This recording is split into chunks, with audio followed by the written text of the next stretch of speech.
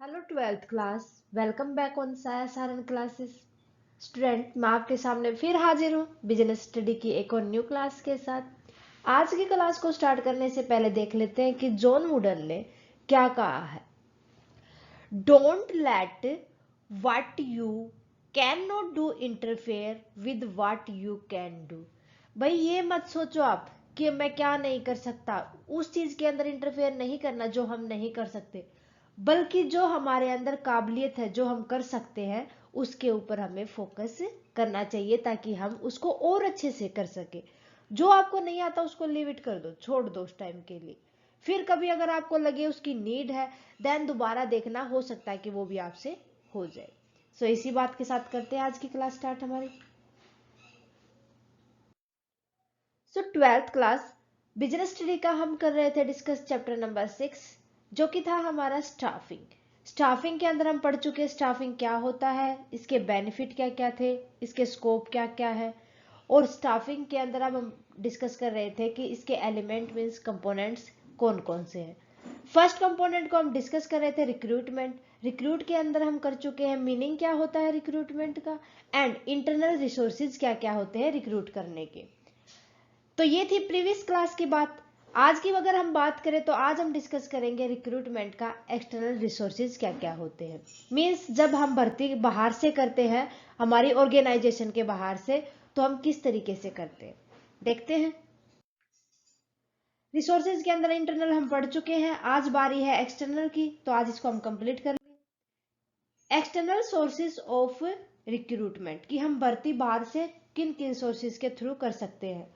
When the candidates from outside the organization are invited to fill the vacant job position, then it is known as external recruitment. जब हम एक organisation के बाहर से vacant seat को, vacant job के position के लिए किसी भी एक एम्प्लॉय को या कैंडिडेट को इनवाइट करते हैं, तो उसको एक्सटर्नल रिक्रूटमेंट कहा जाता है। The common method of external sources of recruitment are. अब कॉमन फैक्टर कौन कौन से जिनसे हम एक्सटर्नल रिक्रूटमेंट कर सकते हैं। फर्स्ट अगर हम बात करें डायरेक्ट रिक्रूटमेंट की। डायरेक्ट रिक्रूटमेंट के अंदर क्या करते हैं, हम नोटिस बोर्ड के ऊपर एक नोटिस लगा देते हैं कि हमें इस टाइप की जॉब के लिए एम्प्लॉयमेंट चाहिए है, कैंडिडेट चाहिए है। अगर कोई एलिजिबल होगा वो उस फॉर्म को फिल करेगा और इंटरव्यू वगैरह देने के लिए ऑर्गेनाइजेशन में आएगा। तो एक तरीका ये होता है कि हम डायरेक्ट रिक्रूट कर दे, ठीक है। और जो स्पेसिफिक जॉब होती है डायरेक्ट रिक्रूटमेंट के अंदर, उसके बारे में सारी की सारी नोट्स लिखा जाता है जब हम नोटिस बोर्ड पर उसको लगाते हैं तो, ठीक है। और ये नोटिस बोर्ड होता है एंटरप्राइज का ही, ना ही कि ऐसा कि हम कहीं भी जाके नोटिस बोर्ड लगा देंगे, नहीं। जो आपकी ऑर्गेनाइजेशन होगी उसके बाहर ही आप एक नोटिस बोर्ड पे लगा दोगे कि इस टाइप की जॉब हमें चाहिए और इतनी क्वालिफिकेशन के साथ हमें एक कैंडिडेट को चाहिए, ठीक है। देन सेकंड आता है कैजुअल कॉलर, कि जो रेपुटेटेड ऑर्गेनाइजेशन होती है ना, वो क्या करती है, जिस टाइम पर उन्होंने प्रीवियस इंटरव्यू लिया था, प्रीवियस सिलेक्शन किया था एम्प्लॉयमेंट का, और जो उन्होंने उस टाइम पर रिजेक्ट किए थे, उनकी लिस्ट अपने पास रखते हैं। जब उन्हें न्यू एम्प्लॉयमेंट की नीड होती है तो सबसे पहले वो उन्हीं को कॉल करते हैं, क्योंकि उनके पास वो वेटिंग में है, उनको पता भी है कि वो कितने काबिल है। सो उसके अकॉर्डिंग वो उनके पास कॉल करते हैं और उनको बुलाते हैं ताकि वो अपनी जो जॉब, वैकेंट जॉब है, उसके ऊपर उनको लगा सके। एक तरीका ये होता है। फिर आता है एडवर्टाइजमेंट। एडवर्टाइज किया जाता है। एडवर्टाइजमेंट हो सकता है, चॉइस होती है वो तो ऑर्गेनाइजेशन के अंदर, ऑर्गेनाइजेशन की, कि वो बाय न्यूज़पेपर करेगा, बाय इंटरनेट करेगा, बाय रेडियो करेगा, या टेलीविजन पे ऐड दे के करेगा। आपने बहुत सारी टेलीविजन के ऊपर ऐड देखी होंगी। सो ये ऐड है जो हमें कॉस्मेटिक का सामान हो, चाहे किसी भी तरीके का अगर हमें कोई सामान खरीदना हो तो वो उसके बारे में। आपने कुछ ऐड ऐसी भी देखी होंगी जॉब से रिलेटेड, कि आपको टेलीविजन पे जॉब से रिलेटेड, कई बार आपने जो केबल वगैरह होती है उनके नीचे ऐड आई हुई होती है, उसके ऊपर होता है टेलीविजन पे कि फलानी जगह पर इस जॉब की नीड है, इस टाइप की क्वालिफिकेशन एक कैंडिडेट के अंदर होनी चाहिए। सो ये होता है एडवर्टाइजमेंट। न्यूज़पेपर में एडवर्टाइजमेंट का एक अलग से पेज भी होता है और एक बीच बीच में एडवर्टाइज भी आई होती है। तो ये सारी की सारी जॉब से रिलेटेड हम एडवर्टाइज देते हैं और जो इंटरेस्टेड कैंडिडेट होते हैं वो उन फॉर्म को फिल कर लेते हैं। फिर उसके बाद आता है एम्प्लॉयमेंट एक्सचेंज। एम्प्लॉयमेंट एक्सचेंज के अंदर आजकल आपने देखा होगा कि जो रोजगार विभाग है वहां पर जितनी भी रिक्रूटमेंट होती है उनके लिए अनस्किल्ड और स्किल्ड जितनी भी जॉब होती है उन सब की लिस्ट होती है। तो हम अपना डाटा वहां पर सबमिट करवा देते हैं और हमारी क्वालिफिकेशन के अकॉर्डिंग हमारे पास कॉल आ जाती है कि आपको अगर नीड है तो वहां जॉब कर सकते हो आप, आपकी क्वालिफिकेशन के अकॉर्डिंग वहां पर सीट वैकेंट है। ठीक है, तो अगर हम अपना एम्प्लॉयमेंट के अंदर नाम दर्ज करवाते हैं, रजिस्ट्रेशन करवाते हैं, तो उसके थ्रू हमें वहां से कॉल आ जाती है काम के लिए। फिर एक होता है स्टूडेंट, जो आप सभी अवेयर होगे, अभी नहीं तो आप 12th क्लास में हो, 12th लास्ट तक आपको पता चल जाएगा। Campus recruitment and labour contractor can be use for the purpose. आपके कॉलेज में, मेनली कॉलेज में भी होता है लेकिन आजकल स्कूल्स में भी होता है कि आपके पास प्लेसमेंट वाले आते हैं, आपका इंटरव्यू लेते हैं। इंटरव्यू होता है आपका ग्रुप में, जो उनको ये लगे हाँ भाई ये स्टूडेंट सही है, तो वो उनसे रिलेटेड जॉब के लिए उनको ऑफर देते हैं। अब वो उस ग्रुप में से सिलेक्ट करेंगे कौन से कैपेबल कैंडिडेट है या स्टूडेंट है, फिर वो उनको जॉब ऑफर करेंगे। एक आता है स्टूडेंट इसके अंदर लेबर कॉन्ट्रैक्टर। लेबर कॉन्ट्रैक्टर के अंदर स्टूडेंट एक कंपनी बन जाती है, वो प्राइवेट कंपनी या गवर्नमेंट भी आजकल करती है।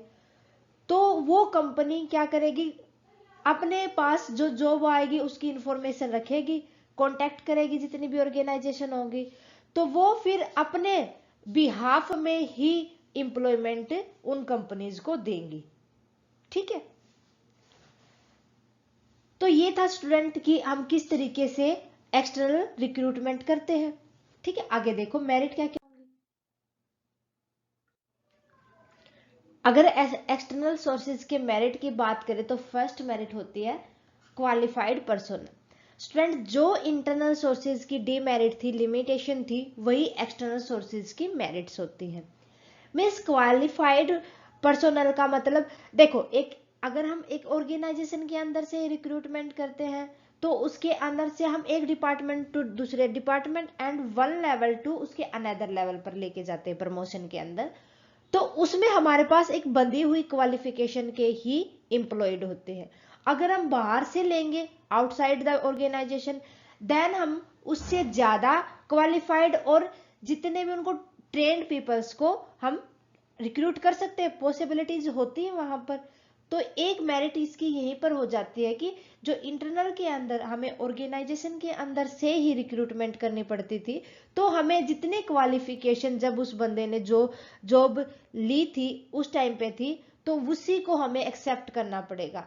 लेकिन एक्सटर्नल के अंदर ऐसा नहीं होता, वो मोस्ट क्वालिफाइड और जितने भी ट्रेंड पीपल को अप्लाई के लिए बोल सकते हैं। तो यहां पर क्वालिफाइड पर्सनल ज्यादा होने के चांसेस है।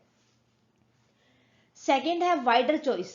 वाइडर चॉइस, यहां पर देखो इंटरनल के अंदर हमने देखा था कि जो इंप्लॉय है उन्हीं में से सिलेक्ट करना होता है। यहां पर हमारे पास वाइडर चॉइस होती है एम्प्लॉयमेंट के लिए पीपल्स को सिलेक्ट करने की, क्योंकि हम किसी को जानते नहीं, कितने भी बंदे वहां पर इंटरव्यू के लिए आ सकते हैं और हमारे पास से वहां पर ऑप्शन भी ज्यादा हो जाते हैं। थर्ड आ जाएगा फ्रेश टैलेंट। भाई एक लिमिटेशन थी इंटरनल सोर्सेज की कि वहां पर जो न्यू टैलेंट होगा, न्यू ब्लड होगा, उसको हम नहीं ले सकते, जो पुराने थे उन्हीं में से चूज कर सकते हैं। यहां पर आपके पास वाइडर चॉइस होती है कि आप न्यू ब्लड को अपनी ऑर्गेनाइजेशन के अंदर ला सकते हैं, न्यू टैलेंट को आप अपने ऑर्गेनाइजेशन में जॉब दे सकते हैं। फोर्थ हो जाएगा कॉम्पिटिटिव स्पिरिट। अब देखो एक ऑर्गेनाइजेशन के अंदर दो एम्प्लॉय हैं, दो एम्प्लॉय एक दूसरे को जानते हैं, उनको उसकी भी कमियां पता है और उसकी खामियां भी पता है, तो उस टाइम पर वो दोनों एक साथ काम करते इतना टाइम हो जाता है कि वो एक दूसरे को कंपटीटर नहीं मानते। लेकिन जब एक एक्सटर्नल एम्प्लॉय वहां कैंडिडेट आता है इंटरव्यू देने के लिए, सिलेक्ट होता है, तो उस टाइम पर वो उसको अपना कंपटीटर मानेंगे और ज्यादा बेटर अपना काम देंगे। तो यहाँ पर एक्सटर्नल सोर्सेज के अंदर एक सबसे अच्छी बात यही होती है कि जो एम्प्लॉयज एग्जिस्टिंग एम्प्लॉयज हैं उनके और जो एक न्यू कमिंग एम्प्लॉय है उन दोनों के बीच में कंपिटिटिव स्पिरिट आती है। सो ये थी मेरिट्स। अब बात करेंगे डीमेरिट्स मींस लिमिटेशन। लिमिटेशन की अगर हम बात करें, लिमिटेशन में फर्स्ट लिमिटेशन हो जाती है डिससेटिस्फैक्शन अमंग एग्जिस्टिंग एम्प्लॉयज, कि जो पहले से ही एक ऑर्गेनाइजेशन के अंदर एम्प्लॉय है, अगर उनको ये लगे वो कि हमारा प्रमोशन हो सकता है आफ्टर सम टाइम, लेकिन ऑर्गेनाइजेशन क्या करती है, आउटसाइड से रिक्रूटमेंट कर लेती है, तो उस केस में वो एम्प्लॉय जो अपना बेटर परफॉर्मेंस दे रहा था, तो उसको क्या लगेगा कि मेरे साथ ये अच्छा नहीं हुआ, नाइंसाफी हुई है, तो वो डिससेटिस्फाइड हो जाएगा ऑर्गेनाइजेशन से। एक ये कमी हो जाएगी। सेकंड कमी हो जाएगी कॉस्टली प्रोसेस।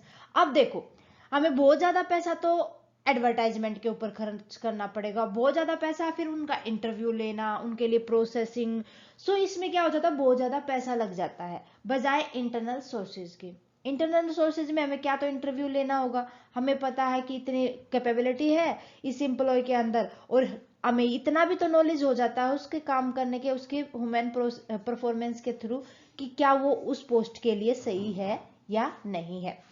थर्ड लिमिटेशन हो जाती है लेंथी प्रोसेस, कि इंटरनल सोर्सेज में तो हमने क्या किया, उठाया सीधा और उनको बोल दिया भाई आपका प्रमोशन कर दिया गया, अब आपको वो रिस्पॉन्सिबिलिटीज पूरी करनी है।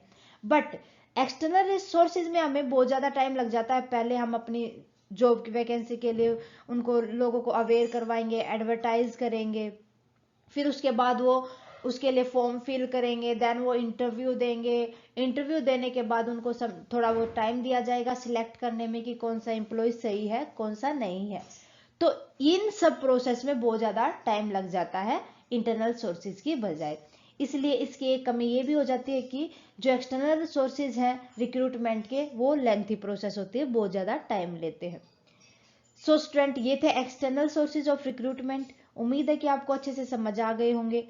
सो आज के लिए बस इतना ही। नेक्स्ट क्लास के अंदर हम डिस्कस करेंगे सेकेंड एलिमेंट ऑफ स्टाफिंग, जो कि है हमारा सिलेक्शन। जब हम भर्ती के लिए भेजते हैं, भर्ती करते हैं, तो उसके बाद एम्प्लॉय को सिलेक्ट कर लेते हैं, तो सिलेक्शन की प्रोसेस करेंगे हम नेक्स्ट क्लास में। तब तक आप इस क्लास को अच्छे से प्रिपेयर कर ले, ताकि आगे आपको सिलेक्शन में कोई भी दिक्कत ना हो। स्टूडेंट, अगर आपको कोई भी डाउट है किसी भी पॉइंट के रिगार्डिंग, तो आप हमें कमेंट करके बताएं। क्लास कैसी लगी वो भी आप हमें कमेंट करें। अच्छी लगे तो प्लीज लाइक और अदर स्टूडेंट्स के साथ ज्यादा से ज्यादा शेयर करें। और स्टूडेंट, आपसे रिक्वेस्ट है कि अगर आपने अभी तक साया सारंग क्लासेस को सब्सक्राइब नहीं किया है तो प्लीज सब्सक्राइब कर ले और बेल आइकन को दबा ले, ताकि आने वाली क्लासेस की नोटिफिकेशन आपको प्रॉपरली मिलती रहे। थैंक यू स्टूडेंट, मिलते हैं नेक्स्ट क्लास में।